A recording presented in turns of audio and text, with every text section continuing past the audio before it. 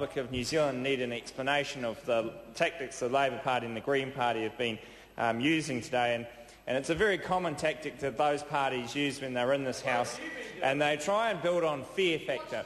They try and take advantage of people in a time of weakness, and they try and have a submissive country of people that will just listen and be told what to be done by a government or a political party which they attempt to be. And they use these personal stories about people that are in trouble, their family members and all that, really saying, well, look, this person has been in this situation. It's the system's fault. It's the system's fault that that person is in that situation. It's the system's fault that that person doesn't get help. It's the system's fault that this is the situation that you have as a country. When there's actually a bigger and deeper reason for a lot of these situations, and that people have choices in life. And in life you do make some choices. And the Labour Party stands there and use fear tactics on people. They go out there and they say, this is the big bad system that's against you. We are there trying to save you from the system. When the reality is what the Labour Party wants is you to be under that system so that they can control you and control that system. The Labour Party and the Green Party today didn't want people to think for themselves. They wanted them to be told what was done because you can trust them. That's their motto, that you can trust them to deliver what you need in your life. These guys are so good that they can deliver all that to you. Well, that's just not reality. It's not life, it's not how it works, it's not how government works. Government is there to provide services when it can. Government is not there to make your life a better place necessarily. You have some choices in how you do that. You have some choices in the education you get, the job you take, the career you make. It's not all about the government and the people in this room deciding that. And I think people need to look at that and they understand that. And that's the fundamental problem that the Labour Party has at the moment. They do not trust New Zealanders. They do not trust the instinct of New Zealanders to recognise that New Zealanders can build their own future. And what they want is a government that gives them the tools to build their own future. They don't want the government to give them that future, but to give them the right to build that future for themselves. And there's a big difference there. And it's a difference that the public understands and the public want. They don't want us in this room to tell them or to make their lives. But they want us in this room to let them live their lives and build those futures. And that's what the National Party has done in the last 3 years, and that's what we're going to continue to do. We're going to give people the tools to build a better future for themselves.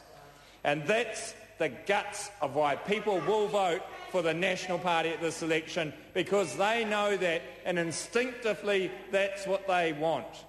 And that's the nature of human nature, and that's what the National Party stands for.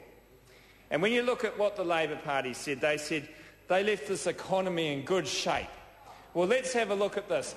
This country was in recession before the rest of the world. The Labour Party put this country in recession before the rest of the world. Before you had the world meltdown in financial markets, the Labour Party had put New Zealand into recession.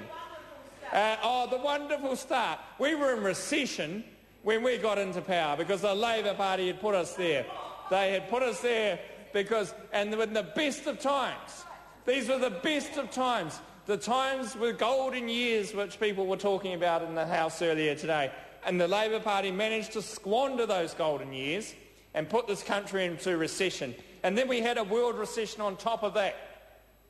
Now, if you had had the Labour Party in power when you had that situation, it would have got worse. You wouldn't be dealing with unemployment rates that we have to deal with.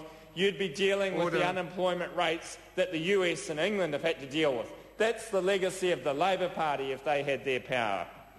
But the reality is that the National Party came in and we actually delivered a situation and a system that will enable New Zealanders to go through this recession, to deal with it in the manner that we can, so that there is the least impact on our lives and on our country's finances, but at the same time setting up the structures and the vision for a stronger country. And that's what John Key has been talking about over the last year or so. When we talk about infrastructure, when we talk about those changes in the tax system, when he talks about using outside capital and investing in government enterprises, it's about building a new system and a system that will enable New Zealanders to take advantage of their opportunities. For example, you look at that tax switch, where we take it away from the consumption and we give people a return for their income. It's about sending a signal to New Zealanders that you don't have to spend to have the lifestyle you want. You can invest and get the lifestyle you want. If you earn the money from having a good job and a good education, that can lead to prosperity in the future for yourselves and your country, rather than going for a consumption, debt-driven approach that the Labour Party has been portraying. And that fundamental difference has been portrayed in the last to talk about investment in government assets. It's about giving New Zealanders the ability to invest in things for their retirement, about giving them the opportunity to put money into constructive, growing enterprises that deliver real goods and real services and real jobs for New Zealanders. It's about actually building a stronger country so that you don't have the governments of the day go in there and nick those assets and take the cash out of them when they desire them to pay for petty election promises that's happened in previous administrations. It's about building a new culture, a new attitude to investment and a new attitude to how you approach the way that you deal with your economic and personal lives. And that's something that is very strong in what the Prime Minister has been going through. And that's a message that's coming together. And New Zealanders are seeing that message. They're understanding what that means. They're understanding that they've been given that opportunity from the government. They've been given a chance to take advantage of their circumstances, and they will do so, because we are backing them, and New Zealanders are fundamentally going to take advantage of those opportunities. And when you look at the economy at the moment, okay, we are getting good prices overseas for our commodities, and that will continue. That's part of where we live in this world. We've got that Asian economies doing so well on top of us, and we need to take advantage of that truly. But we cannot take advantage of that if we don't have the infrastructure in our country to enable those industries to actually provide those products at the best possible quality and at the lowest possible cost. And we also need to provide the infrastructure so that other industries can develop and grow around our fundamental core industries.